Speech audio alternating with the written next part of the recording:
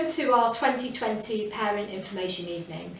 Obviously it's very different this year because we can't invite parents in the way that we normally would, but it's more important than ever that parents understand how they can support their child's education at home, and that you know that we are here, we're at the end of a phone, we're at the end of an email. If you have any questions that relate to your child, we are here to help. There have been lots of successes this year, even in the face of some enormous challenges. The exam results in the summer were a huge cause for celebration. Students did phenomenally well, and it's a really strong set of results which are part of our journey of improvement that we have been on over the past few years. There will be an opportunity for you to hear from and be introduced to new members of staff, some of whom have taken over responsibility for different year groups as heads of year, and also to get all the information that you need to make sure that your child's year goes smoothly. Over the next few weeks and months, we will be communicating everything that is important and critical for you to know through our website, through email, through text message, and through our weekly parent bulletin. It's really important that parents stay in touch during this time when we can't meet you face to face. But we look forward to a time where we can return to normality and we can welcome back all members of our community into the school. Thank you for listening.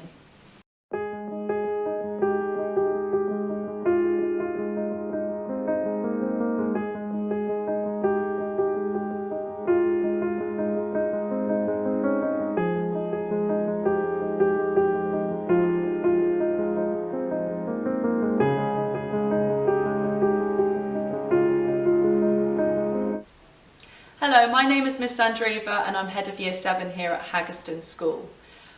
I'm really excited and I'm really happy to have welcomed all of the Year 7s through the gates after a 6-month pandemic for the first time into secondary school. Now, I, along with all the staff here and all the teaching, associate staff, we all understand exactly why some of your children might be feeling a little bit anxious or worried into entering secondary school for the first time. But please be reassured that we've got a very able body of staff, and we're going out of our way to make sure that the Year 7s are feeling settled, safe, comfortable, and that they know exactly who they can speak to. My role here at Haggerston is to make sure that your child feels safe and comfortable, that they're happy and that making the progress that they deserve to be making. And we recognise every child's achievement and performance. Now, over the last week, your child has had 3 full days of induction, and during those 3 days, they've managed to learn all of the basic expectations, the rooms around the school, as well as the teachers. We're really happy with how they've settled in so far, especially because they've all been coming in with immaculate uniform, the correct equipment, and they've managed to settle in and sit down and learn straight away from this week as well. Really happy that your children are understanding that we expect the best at Haggerston, and that includes the highest expectations, aspiration, character and creativity are valued very much. Now, the teachers here have already been awarding a lot of your children for all of these values, and we can't wait to see your child progress into Year 11 and even beyond to Year 13. We're really excited that this has happened, the 3 days of induction have happened, and we can't wait to see the progress, especially because we've seen how well they've settled in so far. I work along with the Assistant Head of Year, who works closely alongside and will be working to make sure that your child feels safe and comfortable. It's been a pleasure getting to meet you on the phone already, but hopefully at some point I can also get to meet you face to face. And I can't wait to see how your child progresses throughout that time at this school. Thank you. Academic expectations. Our academic expectations ensure students do their best and have opportunities to master knowledge and skills, not just for exams, but good learning habits for life. Coming to school equipped to learn is vital. And you'll notice that we've underlined glue stick, as that is a new feature of what we're asking young people to bring to school. I also want to highlight the scientific calculator. It's important to have the correct one so that we can embed how to use this in Year 7 and take that right the way up to their Year 11 GCSE. Also, give a little time in supporting your child to choose a reading book that interests them. They will be asked to read during the day, and I think it's really important that they have a book that they want to read, because we feel it's very important to foster a love of reading. The Knowledge Organiser contains key terms and concepts that your child needs to know for each topic in every subject.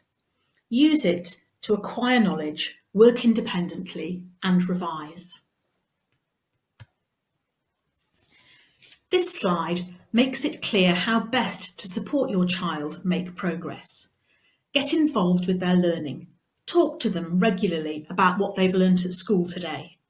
Support with homework. Use the Knowledge Organiser and test them. Familiarise yourself with the assessment cycle and help them prepare. The impact of homework on learning is consistently positive, leading on average to 5 months additional progress. So excellent learning habits translate into making good progress. Homework will be set on the DPR or Google Classroom. Make sure your child has the right login so she can access the work. Maybe keep a copy of it yourself. Check your child is doing their homework every night. Ask to look at it and encourage a regular, quiet working space. If you feel your child isn't getting enough homework, please contact the school, where a member of staff will be able to talk through any concerns that you have. Most of all, we want our young people to enjoy learning. We believe that we have created an exciting, dynamic curriculum that supports all students. At Haggerston, we have the highest academic expectations for all of our students. However, we also want to support our young people with their mental health and well-being. Information for students and parents on mental health, exam stress, anxiety, bullying, depression and staying safe can all be found on our website or through the Head of Year. The Haggerston Way underpins everything we do. The Haggerston Way encompasses our culture and ethos. That is, wanting our children to be aspirational, creative, and to build character. When children demonstrate these values, we reward them accordingly. Our behaviour strategy is to lead with the positive. In school, we use a system of credits. Here you can see the children will be rewarded in line with our values, each reward being 3 credits. Sometimes students are exceptional and deserve more than 3 credits, and for this we have a citation which is worth 6 credits. This is an exceptional reward, and as such, the students will be formally acknowledged in the regular assembly, which is being delivered via video link to each base group. We also have termly celebration assemblies that further reward and recognise student success. We recognise that intrinsic motivation is not always enough. Our menu from our credit shop should help students go that extra mile. Initially, this has been suspended.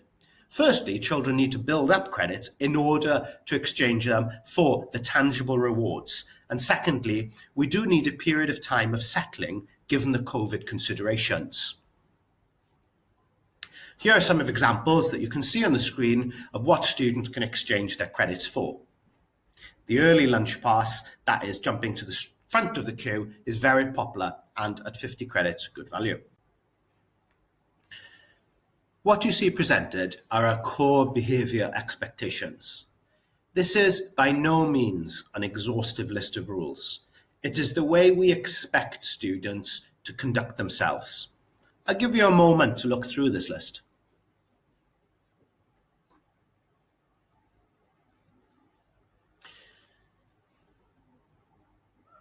Where a student falls below our expected standard of conduct, we will correct them. We correct our students by issuing that correction. If children persistently fail to adhere to our behaviour expectations, we can and will escalate our sanction. With respect to sanctions, I'd like to clarify that we do not hold break or lunchtime detentions. Our behaviour strategy is nestled in research that clearly demonstrates that children should learn to manage their behaviour. Where a student falls below our expected standard, we issue that correction, and we have thresholds where the amount of corrections correspond to a sanction. 3 corrections in a lesson would result in being sent out of that lesson and to the reflection room. 6 corrections in a week results in an hour after school detention. The students have an opportunity to accept their error, alter their behaviour before they reach a sanction. Students therefore taking ownership of their behaviour, altering their behaviour and avoiding unnecessary sanctions. As teachers, we use class charts to allocate these sanctions. And indeed, we also use class charts to allocate rewards, which, as I previously mentioned, are called credits. Many of you have the class charts app. For those that don't, I urge you to download it onto your smartphone or regularly log in via the desktop. You can talk to your son or daughter at the end of the day and ensure that the negative behaviours aren't repeated and praise for any positive behaviours. Naturally, we do provide support to students, such as mentoring, form tutor reports, head of year reports, and so on and so forth, to bring about any change in behaviour that is required. What I've presented now is the minutiae. This is what students get corrections for. Again, I'll give you one moment just to have a little look through that.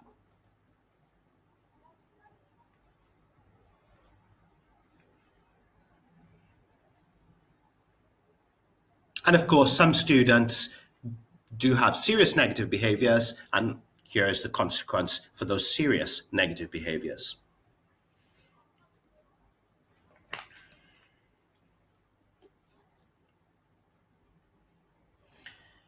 In addition to that previously shown, we have to adapt to the coronavirus.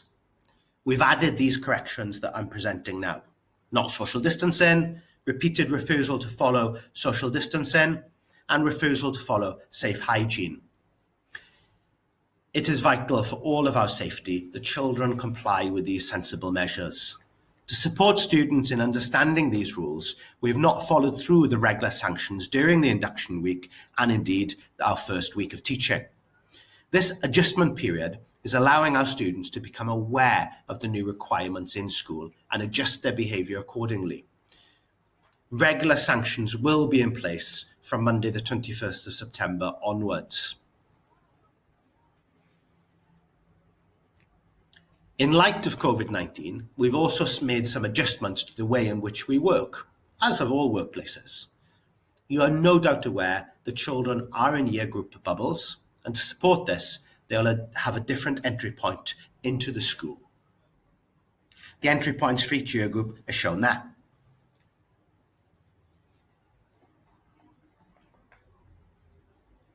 Of course, these aren't the only coping with COVID strategies we've put in place. Here are a number of other ones. During the school day, we've reduced the amount of movement around the building by having year 7, 8 and 9 stay in the same classroom for the majority of the time. Teachers are moving to those students. Naturally, there are some points where those students will have to move to specialist rooms, such as the creative arts subjects, and this is being managed so that different year groups have minimal contact. Teachers are escorting their groups to the respective playgrounds at break and lunch and the appropriate exit at the end of the day. This is facilitating social distancing from other year groups. And as teachers are escorting their students to their exit, we don't need to have so many different exits for each year group. But we do have a lower school exit and an upper school exit. To reduce the possible transmission of the virus, we're asking students and adults to wear a mask when moving around the school building. The students must have a plain mask with them when they come to school in the morning. They're asked to put this mask on at the start of their lineup, so when they enter the building, they are masked up, so to speak, and protected. This is an equipment expectation. Your support in this will help reduce possible transmission of the virus and keep everybody safe. If your child has a medical exemption, please provide some supporting statement to this effect.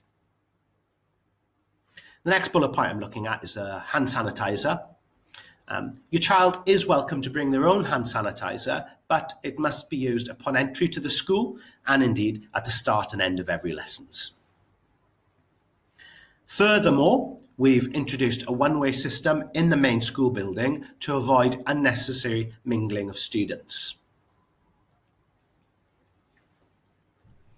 We've introduced a split lunch where years 8 and 11 go to lunch between 11:50 a.m. and 12:45, whilst years 7, 9 and 10 go for lunch between 12:45 and 1:40 p.m. This means different year groups do not mix during the lunch break.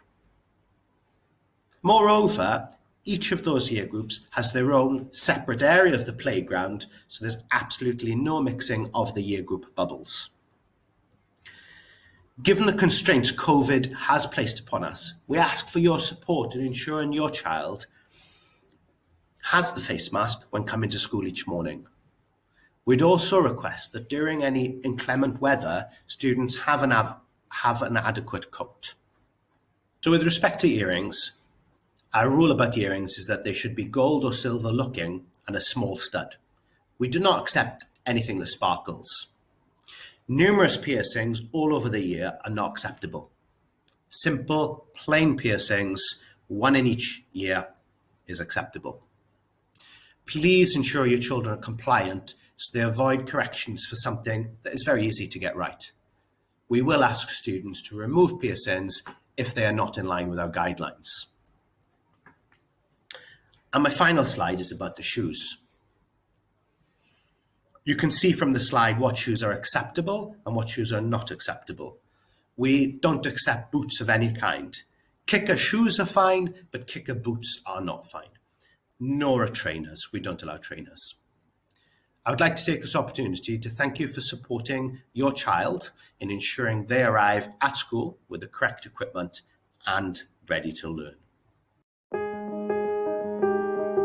This section of the presentation goes through attendance and punctuality. My name is Miss Lewis and I'm the lead teacher for this area. There are two parts which follow. Part 1, which is some general attendance information and reminders, and Part 2, which is some COVID-19 specific information. Firstly, just a quick reminder about the importance of attendance. As you can see from the chart, there is a clear link between GCSE outcomes and attendance. If last year a child had 99 to 100% attendance, the average grade achieved across all of their GCSEs was a grade 7. This does not mean a child is guaranteed to achieve grade 7s or better with 99 to 100% attendance, but it does mean that they give themselves the best chance to do this. This child is much more likely to score top grades than a child who is only in school for 94% of the school year. Lateness to school can also have a considerable impact on a child's GCSE outcomes. If your child is constantly late to school but is here the rest of the day, so for example, the child that is very late to period 1, without the loss of any full days due to illness, this child can lose 16% of their lesson time over the week. If this repeats itself across the year, this becomes like the student who has 84% attendance over the year. And the average grade across all of their GCSEs for students that are in this category is a grade 3 or lower. It is not enough, therefore, just to attend every day. It's essential that children are on time every day as well. Excellent attendance and punctuality are life skills that we help children develop at school, although we know many of your young people will be excellent at this already. Children must be on the school site by 8:30 a.m, ready to start lessons at 8:40. It's important we work together to minimise loss of learning time for children, and a way in which we can do this concerns medical appointments. So ideally, medical appointments would never happen in the school day as students lose lesson time. If an appointment in the school day cannot be avoided, please try and schedule this as late in the afternoon as possible. The child who leaves in period 6 for a 4 p.m. appointment loses a lot less learning time when compared to the child who arrives before lunch. Equally, we are not allowed to authorise holidays in term time. If these are taken, fines do follow. We all occasionally get sick from time to time, but how does this affect the attendance percentage for your child? So if your child is not sick, has no holidays in term time and has no medical appointments during the school day, your child's attendance percentage will be 100%. If your child is unwell, for example has flu and misses 5 days, the maximum attendance percentage for the year for your child is 97%. So for your information, if your child is absent for 6 days or more, he or she cannot achieve 97% attendance or better. And this could mean that your child is at risk of underachieving academically. Ideally, the attendance of every child across the school would be a minimum of 97 to 98% for this reason. Secondly, for your information, COVID-19 absences do not decrease a student's attendance percentage. This is because households are expected to comply in full with all public health advice regarding COVID-19. If you need to speak to a member of staff about your child's attendance or punctuality, please ring the school and ask to speak to your child's pastoral team. This could be your child's tutor, assistant head of year, or head of year. The second part of this presentation focuses on COVID-19 and attendance. So this academic year, given the lockdown, students need to be in school as much as possible whilst adhering to the self-isolation or quarantine guidelines with regards COVID-19. We have recently sent to you our COVID-19 attendance policy addendum. This was sent to parents by email last week, and it's also available on the school website. Please read the document carefully. It is very specific as to when children can and cannot come into school. It also provides guidance for siblings. It's essential that parents follow this guidance for their household. As a reminder, the symptoms of COVID-19 are a new or persistent or continuous cough, a loss of taste or smell, a temperature. If a child has any of these symptoms, and they may have 2 or 3 of them, but if they have any one, it means the child and his or her household should self-isolate and get tested, even if asymptomatic siblings cannot come to school. A symptomatic child or a child with a positive test must self-isolate for 10 days. The rest of the household must self-isolate for 14 days. This is an example of self-isolation. Child J is a student at Haggerston and has a temperature. She has 2 siblings also at the school. The whole household self-isolates. The lengths of the isolation are, however, different. Child J self-isolates for 10 days and returns to school on day 11 if she is well. The siblings and rest of the household have a 14-day term. This is in case they develop symptoms slightly after child J. At the end of the self-isolation period, if child J remains unwell with a temperature, she should remain at home until the temperature has cleared. A COVID-19 test must be booked for child J. If a negative test is returned, and assuming child J is well, child J and her siblings can return to school once the school has been made aware. If a positive test is returned, the household must self-isolate.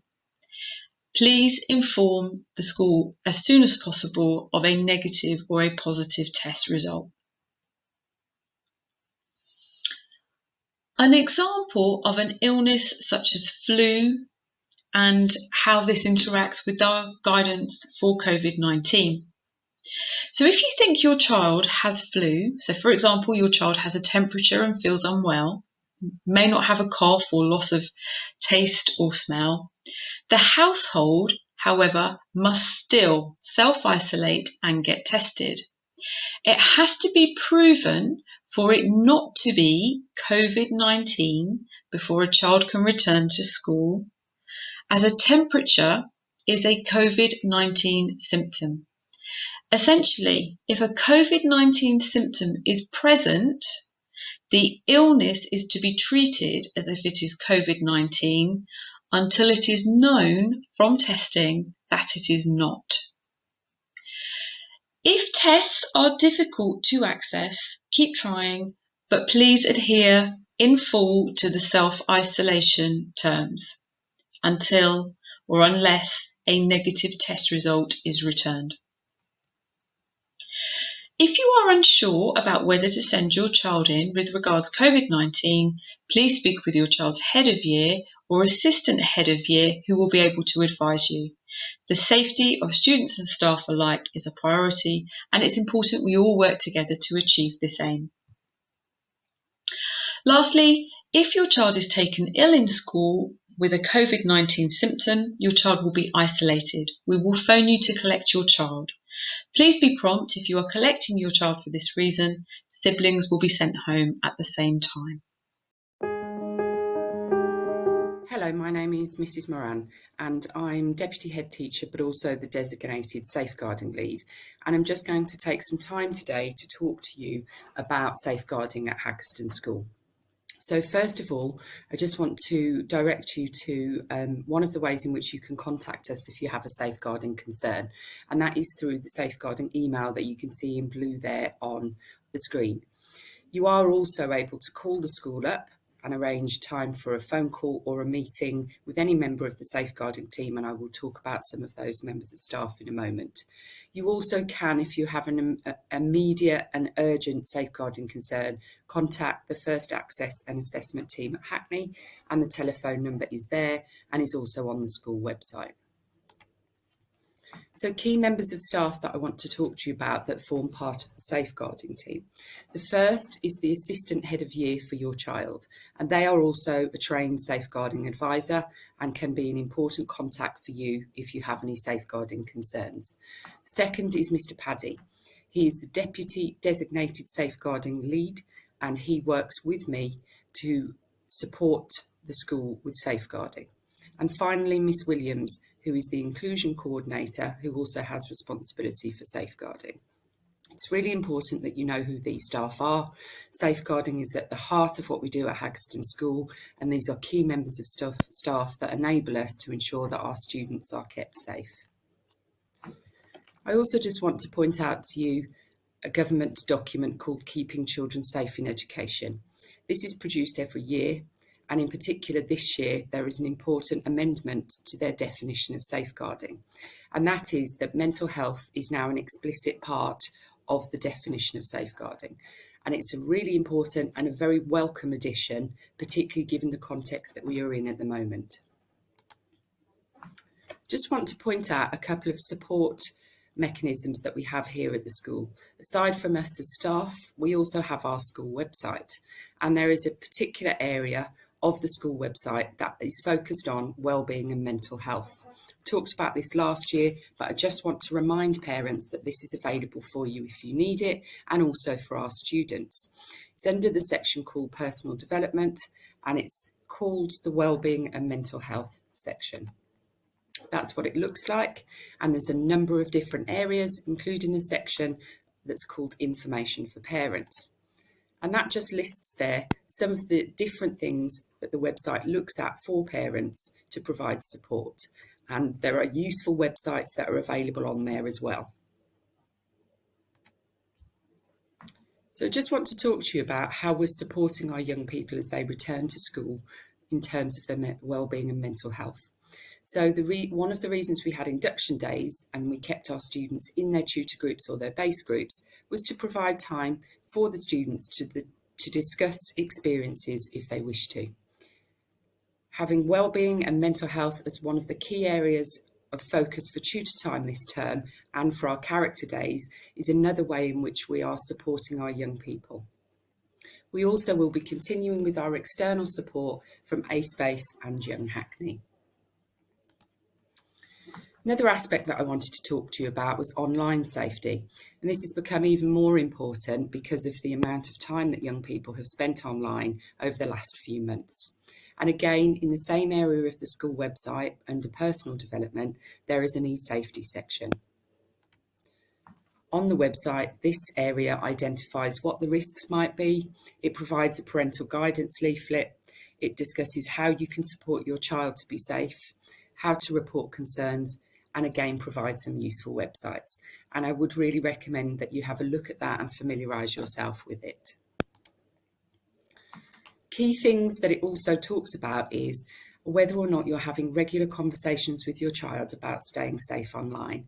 And it gives some really useful guidance about having parental controls, if you've considered safety tools on social networks, for example, like the privacy settings on Facebook, if you understand the devices and parental control tools that are on offer. There's a useful guide to be found on the UK Safer Internet Centre's website. And it also asks the question about whether you carry out spot checks on devices that your child uses. For example, looking at images, videos, social media, and so on. And I think it's really important, as I said earlier, that given how much time young people are spending online now, that we are all thinking about how we monitor and keep our young people safe online. That's it from me. I just want to say thank you very much. And just to reiterate that we are here for you. If you have any safeguarding concerns at all, please do not hesitate to contact us at school. Thank you very much.